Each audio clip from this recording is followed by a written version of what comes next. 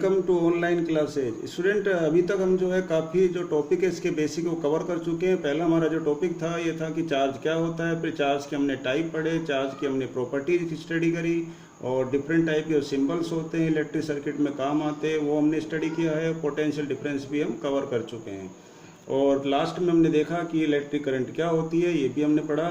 और अब electric current के जब हम पढ़ चुके हैं इसी से हम जो है एक डेफिनेशन बना सकते हैं किसकी 1 एम्पियर की, ये भी पूछी जाती है। तो 1 एम्पियर की डेफिनेशन के लिए आप इसको यूज करें, इस फॉर्मूले को। करंट क्या होता है, चार्ज पर unit time is called current. ठीक है, तो आप चार्ज की जगह बोलेंगे if 1 coulomb charge is flowing up to 1 second, is 1 coulomb charge is flowing for 1 second, then current is said to be 1 ampere. तो बहुत सिंपल है, इस फॉर्मूले से आप इसकी बना सकते हैं। इसको 1 कर दो, इसको 1 कर दो तो आंसर 1 आएगा। ये लिखा है देखिए मैंने, if 1 coulomb charge flow through the wire for 1 second then current is said to be 1 ampere. आगे देखिए करंट फ्लो किस तरह से करती है ये हम देखेंगे। अब द कन्वेंशनल जो मेथड होता है करंट फ्लो करने का वो हाई पोटेंशियल से जो है यानी कि पॉजिटिव टर्मिनल से नेगेटिव टर्मिनल की तरफ फ्लो करती है लो पोटेंशियल में थ्रू द आउटर सर्किट। और वेयर एज जो फ्लो ऑफ इलेक्ट्रॉन होता है वो नेगेटिव टर्मिनल से पॉजिटिव टर्मिनल होता है। तो करंट फ्लो होने के लिए एक टर्मिनल हाई पोटेंशियल पे होना चाहिए, दूसरा फुल जो है नेगेटिव जो है टर्मिनल पे होना चाहिए, तभी जो है करंट फ्लो करेगी। जैसे मैं आपको एक दिखाता हूँ, देखिए ये देखिए रियल लाइफ में वाटर कब फ्लो होता है, एक कंटेनर से दूसरे कंटेनर में। देखिए एक कंटेनर है, इसमें वाटर की हाइट ज़्यादा है, इसमें जो है वाटर जो है मोर पोटेंशियल एनर्जी के साथ है, इसमें वाटर की हाइट कम है तो वाटर जो है क्या होता है लेस पोटेंशियल एनर्जी के साथ है। जब शुरू में दोनों की हाइट अगर हम सेम रखेंगे तो देखेंगे वाटर जो है फ्लो नहीं करेगा, लेफ्ट से राइट वाटर नहीं जाएगा। लेकिन जैसे ही हम इस वाटर की हाइट को ज़्यादा रखते हैं और इसकी कम रखते हैं तो वाटर जो है फ्लो करने लगता है, क्योंकि इसमें हाई पोटेंशियल एनर्जी है, इसमें लो पोटेंशियल एनर्जी है। ये हम पढ़ चुके हैं लोअर क्लास में, 9th पोटेंशियल एनर्जी हाइट ज़्यादा होती है तो ज़्यादा होती है। ठीक है, तो सेम जैसे वाटर फ्लो करता है हाई से लो की तरफ, ऐसे ही जो है करंट भी हाई से लो की तरफ फ्लो करती है।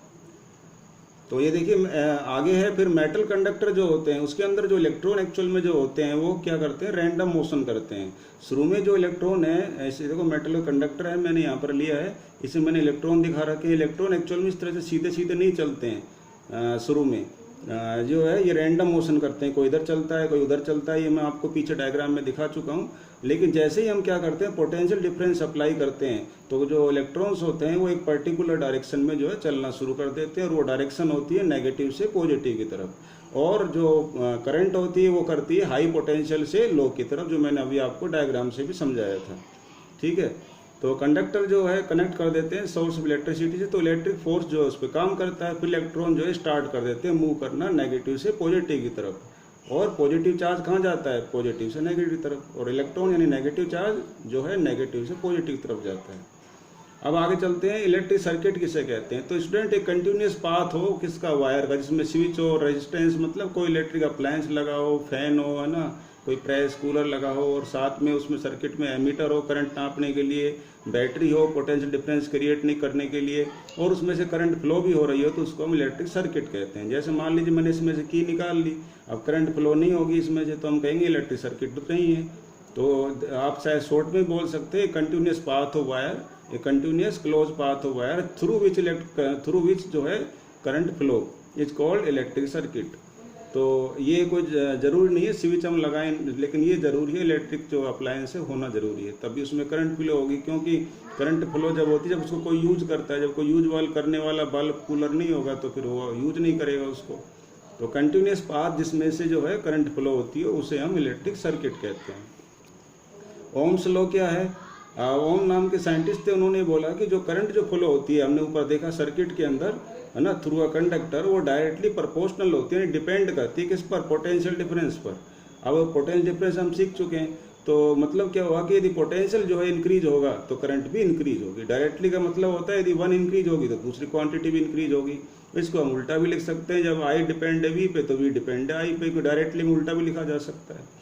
अब इसको ऐसा इसलिए लिखा गया कि जो पोटेंशियल होता है वो रेजिस्टेंस पे भी डिपेंड करता है, और जब प्रोपोर्शनल हटता है तो एक कांस्टेंट आता है, तो रेजिस्टेंस हमने कांस्टेंट यहाँ पर लगा दिया है। ये क्यों लगाया हमने, क्योंकि v को अगर नीचे अगर i को लेके आते हैं तो v अपॉन i का जो रेशो होता है वो कांस्टेंट आता है। उस कांस्टेंट को नाम तो हमें देना था, तो हमने उसका नाम दिया रेजिस्टेंस यानी r, इसलिए फिर उसको क्रॉस मल्टीप्लाई कर दिया तो वो क्या आ गया v equal to I R. ये देखिए वी को जब नीचे के नीचे आई लाते हैं तो वी अपॉन आई बनता है, इसका रेशो हमने फिक्स मान लिया, वो क्या है आर है। अब वी इक्वल टू क्या हो गया आई आर हो गया। फिर तो पहले ये समझिए फिर बाद में ये समझिए, ठीक है, तब भी और आसान समझ आता है। तो आर क्या है, रेजिस्टेंस होता है कंडक्टर का, जिसे प्रोपोर्शनलिटी का कांस्टेंट कहते हैं। फिर इन्होंने क्या किया कि जो ओम्स थे उन्होंने एक वर्क और किया इन्होंने जो है वी और आई के बीच में ग्राफ ड्रॉ किया और देखा कि अब वी और आई का जो रेशो है हम जो बता रहे हैं कि वो कांस्टेंट आता है, वो आता भी है कि नहीं। तो एक्चुअल में ऐसा हुआ, आता है। देखिए वी और आई के बीच में जब ग्राफ खींचते हैं तो जैसे जैसे जो है पोटेंशियल बढ़ता है, देखिए 2 4 6 2 वोल्ट 4 वोल्ट 6 वोल्ट, तो करंट 4 एम्पियर 8 एम्पियर 12 एम्पियर। फिर इनका रेशो निकाला गया वी और आई का, देखिए 2 पे 4 है,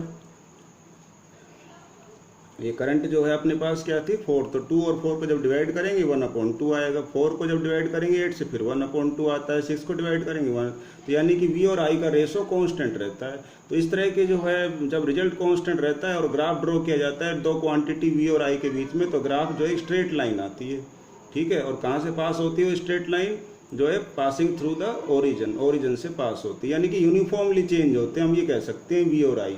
जैसे आपने 9th में चैप्टर 8 में पढ़ा यूनिफॉर्म मोशन, तो इस तरह से यूनिफॉर्म जब चेंज होता है तो बोलते हैं डायरेक्टली जो है प्रोपोर्शनल, जब दो क्वांटिटी होती है तो यूनिफॉर्मली चेंज होती है और उनका जो रेशो होता है वो कांस्टेंट आता है। तो ओम्स ने कहा कि जो है रेशो कांस्टेंट आता है और रेशो को नाम दे दिया उन्होंने आर, ठीक है। तो ये ग्राफ है, वी गेट स्ट्रेट लाइन और this verify the Ohm's law, इससे जो है ओम्स का लॉ वेरीफाई भी हो गया। लोगों ने चेक किया, भाई देखते हैं कि रेशो कांस्टेंट आता है कि नहीं, उन्होंने 3 रीडिंग इसकी ली 3 रीडिंग इसकी ली और फिर रेशो निकाल कर देखा तो सेम आ रहा है। इसका मतलब ओम्स सही कह रहा है कि रेशो कांस्टेंट रहता है। आगे चलते हैं, factor affecting the resistance. Resistance जो होता है कि सर्किट में हम जो रेजिस्टेंस लगाते हैं ना, तो वो किस चीज़ पर जो है डिपेंड करता है रेजिस्टेंस, ठीक है। सर्किट के अंदर जो रेजिस्टेंस होती है, रेजिस्टेंस को आप सिंपल लैंग्वेज में समझिए, हर्डल है, ऑब्स्टेकल है, रुकावट जिसे कह देते हैं, और रेजिस्टेंस होता है। तो रेजिस्टेंस जो रुकावट आती है सर्किट में, किस में रुकावट आती है, इलेक्ट्रॉन के फ्लो होने में। वो किस पर डिपेंड करती है, इलेक्ट्रॉन आसानी से फ्लो हो भी पाएंगे कि नहीं, तो ये सब डिपेंड करता है किस पर, रेजिस्टेंस पर। अब रेजिस्टेंस जो है किस पर डिपेंड करती है, रुकावट किस पर डिपेंड करती है, लेंथ ऑफ द कंडक्टर पर। यानी किसी कंडक्टर की जो, यानी कि वायर की जो लेंथ है यदि मोर होगी तो रेजिस्टेंस रुकावट जो है ज़्यादा होगी। तो देखो रेजिस्टेंस डायरेक्टली प्रोपोर्शनल होता है लेंथ की, यानी कि डायरेक्टली प्रोपोर्शनल का मतलब वही है, यदि लेंथ इंक्रीज होगी तो रुकावट रहनी, रेजिस्टेंस भी बढ़ेगा। तो आर जो है प्रोपोर्शनल, वहाँ पे हमने क्या देखा एल के, अब हम देख रहे हैं एरिया ऑफ क्रॉस सेक्शन। जो रेजिस्टेंस है वो इन्वर्सली प्रोपोर्शनल होता है एरिया ऑफ क्रॉस सेक्शन के। मतलब क्या है कि इन्वर्सली प्रोपोर्शनल, इसका मतलब यदि एरिया जो है बढ़ेगा वायर का, एरिया ऑफ क्रॉस सेक्शन मतलब यदि वायर की थिकनेस बढ़ेगी। देखिए वायर है, यदि मैं इतना मोटा वायर ले लेता हूँ थिक वायर, तो उसमें से इलेक्ट्रॉन इजीली जो है पास हो जाएंगी, और वायर अगर पतला होगा तो इलेक्ट्रॉन इजीली पास नहीं हो पाएंगी।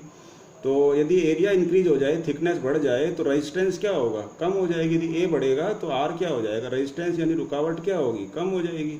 और अगर हम दोनों को मिलाएं, पहले तो हमारा आया था आर प्रोपोर्शनल टू एल पहले वाले केस में, और दूसरे में अब मेरे पास आ रहा है आर प्रोपोर्शनल टू 1/a, तो दोनों को मिलाएंगे तो आर प्रोपोर्शनल टू L/a हो गया। अब तीसरा है कि रेजिस्टेंस जो है मटेरियल पे भी डिपेंड करता है। अब मटेरियल का सिंबल क्या है, तो वो हमने लिया है रो। तो देखिए रेजिस्टेंस जो है रो, यानी मटेरियल की जो नेचर होती है उस पर भी डिपेंड करता है, यानी ठीक है। तो मटेरियल की जो नेचर है उसको रेजिस्टिविटी भी कहते हैं। रेजिस्टिविटी जो है बढ़ेगी तो जो रेजिस्टेंस यानी रुकावट भी बढ़ेगी, ठीक है। Resistance also depend on the type of material.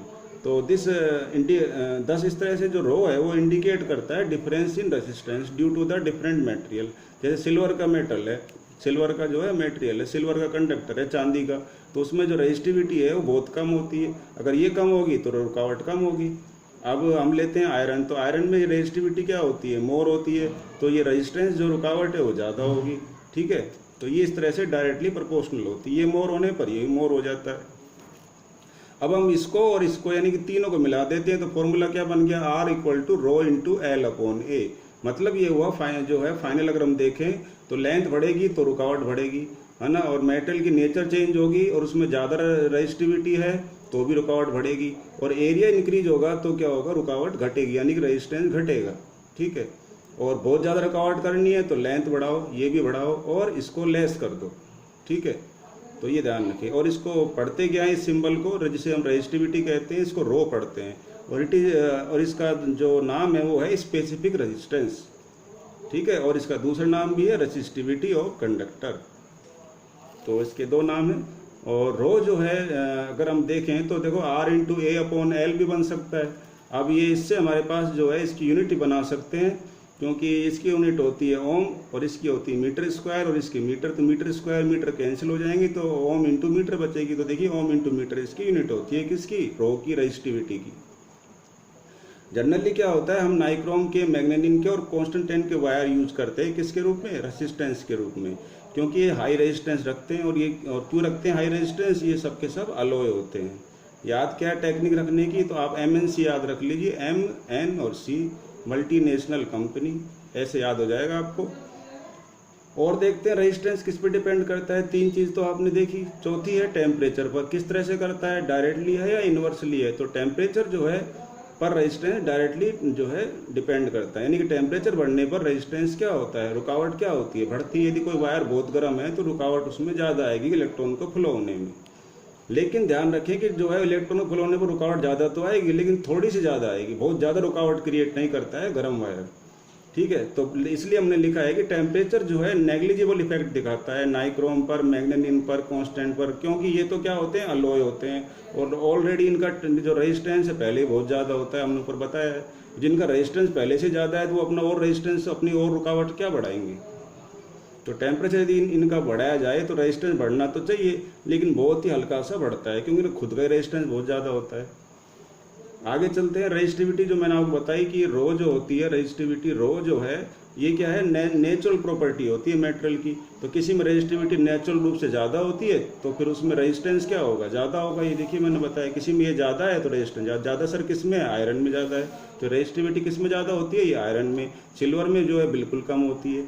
ठीक है, कॉपर में थोड़ी ज़्यादा होती है, कॉपर से ज़्यादा एल्युमिनियम में होती है, एल्युमिनियम से ज़्यादा आयरन में होती है। इसीलिए जो है सिल्वर की फिटिंग नहीं की जाती, सिल्वर महंगा होता है, और कॉपर की जाती, कॉपर सस्ता पड़ता है। ठीक है, और उसमें रेजिस्टिविटी कम होती है। रेजिस्टेंस क्या है, it is the property of conductor. हम फाइनली ये कह सकते हैं इन चार चीज़ को देख करके। देखिए तीन तो ये हो गया और चौथा ये हो गया, तो आर चार चीज़ों पर डिपेंड करता है। इन चारों चीज़ से हम ये कह सकते हैं कि रेजिस्टेंस जो है प्रॉपर्टी है कंडक्टर की, जिसकी वजह से ये अपोज करता है किसमें, motion of charge through it. They are क्या क्या प्रॉपर्टी है, लेंथ है, क्रॉस सेक्शन यानी थिकनेस ए है, टेम्परेचर टी है ना, और मटेरियल की नेचर यानी कि रो है। तो चार चीज़ों पर रेजिस्टेंस डिपेंड करता है। आगे चलते स्टूडेंट, हमारा अगला टॉपिक है वो है कॉम्बिनेशन ऑफ रेसिस्टर। तो रेसिस्टर होते हैं जो कि सर्किट में इलेक्ट्रॉन के फ्लो में होने में रुकावट क्रिएट करते हैं। उनको किस तरह से जो है कंबाइन किया जाता है, किस तरह से उनको ज्वाइन किया जाता है। तो उनको ज्वाइन करने के दो तरीके हैं। एक तरीका है उनको सीरीज में जोड़ना, दूसरा तरीका है पैरेलल में जोड़ना। तो सीरीज में किस तरह जोड़ा जाता है, देखिए, when number of resistors are joined end to maintain the same flow of current, then resistors are said to be connected in series. यदि जो है टू और मोर रेजिस्टर जो है एंड टू एंड ज्वाइन किए जाए, मतलब क्या है, देखिए एक रेजिस्टेंस है R1, दूसरा रजिस्टर है R2। इस पहले रजिस्टर का जो है दो एंड है, ये मान लीजिए फर्स्ट एंड है, ये सेकंड एंड है। तो पहले रजिस्टर्स का जो सेकंड एंड है दूसरे रजिस्टर के फर्स्ट एंड से जोड़ दिया जाए, और दूसरे रजिस्टर का जो सेकंड एंड है वो तीसरे रजिस्टर के जो है फर्स्ट एंड से जोड़ दिया जाए। तो इस तरह का जो कॉम्बिनेशन होता है, जो कनेक्शन होता है, वो कहलाता है सीरीज कॉम्बिनेशन। ठीक है, तो सीरीज में क्या होता है, एक एंड को दूसरे एंड से जोड़ देते हैं। दूसरा एंड किसका होता है, दूसरे रजिस्टर्स का। तो और इस केस में क्या होता है कि जो पोटेंशियल डिफरेंस होता है across the two register produce by the source of potential difference किया जाता है। तो ये देखिए, इसमें जो पोटेंशियल डिफरेंस हम अप्लाई करते हैं वो जो है किसी सोर्स से अप्लाई करते हैं, और यहाँ पोटेंशियल डिफरेंस होता है हर रजिस्टर्स के अंदर वो अलग अलग होता है। लेकिन करंट जो है सीरीज कॉम्बिनेशन के अंदर सेम रहती है। तो यहाँ पर अगर करंट आई है तो यहाँ भी करंट आई रहेगी। ठीक है, यहाँ भी आई करंट फ्लो करेगी। इस तरह से पूरे सर्किट में सेम करंट रहती है, लेकिन पोटेंशियल जो है डिस्ट्रीब्यूट हो जाता है। V जो है इक्वल टू हो जाएगा V1 प्लस V2। ये जो हमने जो अप्लाई किया है पोटेंशियल डिफरेंस, वो जो है इन दोनों में डिस्ट्रीब्यूट हो जाएगा। अगर तीन है तो तीनों में डिस्ट्रीब्यूट हो जाएगा। तो ये देयरफॉर हम ये कहेंगे कि यहाँ पर जो पोटेंशियल डिफरेंस क्रिएट हो रहा है वो V1 है, तो V1 बराबर हो जाएगा IR1 और V2 बराबर हो जाएगा IR2, क्योंकि करंट तो सेम रहती है। तो इस तरह से हमने देखा कि जो करंट है वो सेम रहती है और पोटेंशियल डिफरेंस क्या रहता है, वो डिफरेंट रहता है। किस में, सीरीज कॉम्बिनेशन में। अब पोटेंशियल डिफरेंस रहता है, इसलिए जो V है वो V1 और V2 के एडिशन के बराबर होगा। और V1 की वैल्यू IR1 थी और V2 की IR2 थी, तो I हमने कॉमन ले लिया, R1 प्लस R2 हो गया। अब मान लीजिए टोटल रेजिस्टेंस है जो पूरे सर्किट में वो RS है, S का मतलब सीरीज, तो टोटल रेजिस्टेंस RS है। तो अब हम क्या कहेंगे कि जो RS बराबर, इन दोनों कंपेयर करेंगे तो RS बराबर हो गया R1 प्लस R2। तो टोटल रेजिस्टेंस जो होता है सीरीज में, वो इंडिविजुअल रेजिस्टेंस को जो है ना, मैथमेटिकली एल्जेब्रिकली जो है ऐड करने से आ जाता है। मान लीजिए एक जो है 2 ओम का है और एक 7 ओम का है, तो टोटल रुकावट जो हुई सर्किट के अंदर वो 7 ओम की हो जाएगी। 2 और मान लो ये 5 है, ये एक मान लो 2 ओम है और एक 5 है, टोटल क्या हो जाएगी 7 ओम हो जाएगी। अब आगे चलते हैं रजिस्टर इन पैरेलल। पैरेलल में कैसे ज्वाइन करते हैं, ये देखिए, जब 2 और मोर रजिस्टर, दोबारा से 2 और more register are connected at 2 common point, यदि 2 रजिस्टर लें, 2 से ज़्यादा लें और 2 कॉमन पॉइंट पे आपने कनेक्ट कर दिया, तो then they are said to be in parallel. तो देखिए 2 कॉमन पॉइंट मैंने यहाँ पर लिए A और B। इस A और B जो है 2 कॉमन पॉइंट पर पहला वाला रजिस्टर ऐड किया हुआ है, इसी A और B कॉमन पॉइंट पर सेकंड वाला ऐड किया हुआ है। तो इस तरह से एक कॉमन पॉइंट पर जब ये ऐड कर दिए जाते हैं तो वो क्या कहलाते हैं, या ज्वाइन कर दिए जाते हैं, तो उन्हें हम, इस कॉम्बिनेशन को हम पैरेलल कॉम्बिनेशन कहते हैं। और इस कॉम्बिनेशन में आपने क्या देखा कि उल्टा होता है पहले वाले का। इसमें जो पोटेंशियल डिफरेंस होता है वो कांस्टेंट रहता है, यहाँ पोटेंशियल डिफरेंस V है तो यहाँ भी V रहेगा, यहाँ भी V रहेगा, लेकिन करंट जो है डिस्ट्रीब्यूट हो जाती है। यहाँ करंट जो है क्या हो गई I1 और यहाँ करंट हो गई I2, और जा कितनी रही है, करंट I जा रही है इसमें से, तो करंट I जो है डिस्ट्रीब्यूट होती है, और वहाँ पोटेंशियल डिस्ट्रीब्यूट होता है किस में, सीरीज में, और पैरेलल में करंट डिस्ट्रीब्यूट होती है। तो करंट डिस्ट्रीब्यूट हो गई, इसलिए इसमें 1 और 2 लिखेंगे। पोटेंशियल डिस्ट्रीब्यूट नहीं होता है यहाँ पर, इसलिए हम क्या लिखेंगे, V लिखेंगे। तो I1 हो गया V/R1, I2 V/R2, ये किससे, ओम्स लॉ से हम जानते हैं। अब टोटल करंट जो है क्या होती है, जो है जिसमें से डिस्ट्रीब्यूट हुई है उसके बराबर होगी, तो I1 प्लस I2, दोनों की वैल्यू डाल देंगे यहाँ से, और V कॉमन ले लिया हमने। अब टोटल को मैंने मान लिया ये 1/RP, इसका मतलब 1/RP इसके बराबर हो जाएगा। फिर अब उसका आपको RP निकालना है, तो R1 R2 का हमने एलसीएम लिया, तो हमारे पास R1 R2 आएगा, और ऊपर जो R2 प्लस R1 आ जाएगा। लेकिन जब इसको रेसिप्रोकल करेंगे तो नीचे वाला जो मल्टीप्लाई का, नीचे वाला जो प्रोडक्ट का जो पार्ट है वो कहाँ चला जाएगा, ऊपर चला जाएगा, देखिए ऊपर चला गया। तो इस तरह से जो टोटल जो रेजिस्टेंस होता है पैरेलल में, वो जो है दोनों के प्रोडक्ट और उनके एडिशन के रेशो के इक्वल होता है। अब यदि मान लीजिए n रजिस्टर्स जो है आइडेंटिकल हो, मतलब सेम हो, यानी कि ये रेजिस्टेंस भी 4 ओम का हो, ये भी 4 ओम का हो, ठीक है, यानी कि सबके सब सेम जो है R इक्वल टू मान ली सपोज करिए 4 ओम के हैं, तो टोटल रेजिस्टेंस क्या होगा, फिर यहाँ पर देखिए यहाँ भी R डालो, यहाँ भी R डालो, तो R² बन जाएगा, और यहाँ R डालोगे तो 2R हो जाएगा, तो टोटल आ जाएगा R/2। ये बहुत आसान तरीका है। तो टोटल रेजिस्टेंस R/2 हो जाएगा फॉर 2 रजिस्टर्स के लिए। अब मान लीजिए ऐसे रजिस्टर आपने यहाँ पर जो है 10 लगा रखे हैं, तो ये हो जाएगा R/10, और n लगा रखे हैं तो R/n हो जाएगा। तो इस तरह से टोटल रेजिस्टेंस निकालना हो तो आप तो R/ जो है 10 है 10 कर दो, 5 है तो 5 कर दो, अगर वो सेम है तो, और डिफरेंट है तो इस तरह से आपको 1/R1, 1/R2 प्लस 1/R3 लेकर के, उनका एलसीएम लेकर के फिर सिंगल जो आंसर आएगा वो कहलाएगा टोटल रेजिस्टेंस किसमें, पैरेलल में। तो दिस वाज ऑल अबाउट जो है resistance in parallel and series. आगे के टॉपिक हम नेक्स्ट वीडियो में बात करेंगे। आज के लिए इतना ही, थैंक यू।